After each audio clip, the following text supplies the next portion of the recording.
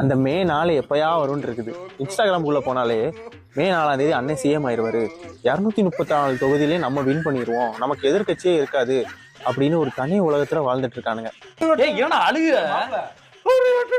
ஏய் சீ ஏன் அழுதுக்கு இருக்க நீ? ஐயய்ய டேய் டேய் அழுகாதடா. இன்னொரு கும்பல் என்ன சொல்லுதுன்னா, இந்த எல்லா பிரச்சனைக்கும் காரணம் யாருன்னா சித்தப்பா தான் கொரோனா டைம்ல எல்லாரையும் ஆல் பாஸ் பண்ணி விட்டாரு, அதனாலதான் தமிழ்நாட்டுல இவ்வளவு தற்கொலை உருவாயிட்டாங்க அப்படின்றாங்க. இந்த தாவேக்கா என்னென்ன தொகுதியிலாம் டெபாசிட்டுக்கு அதிகமா ஓட்டு வாங்குதோ அந்தந்த தொகுதியிலாம் எஜுகேஷனை கொஞ்சம் டெவலப் பண்ணணும். யாரு என்ன சொன்னா எப்படியோ, மே 4ஆம் தேதி தாவேக்காவோட நண்பீஸை பத்திரமா பாத்துக்க வேண்டியது நம்மளோட பொறுப்பு. தனியா எங்கேயும் விட்டுறாதீங்க. வீட்டுல இருக்கிறவங்க ஒரு கண்ணு வச்சுக்கோங்க. நம்ம பிள்ளைகளை நம்ம தான் பாத்துக்கணும். இருந்தாலும் உங்க 2 பேருக்கு ஒரு சின்ன வேண்டுகோள், இந்த அண்ணன் மேல இருக்க பாசத்துல அப்பாவிகளை யாரையும் கொண்டு விடாதீங்கப்பா. இதுதான் இந்த முதலாளிக்கு நீங்க செய்யக்கூடிய கைமா.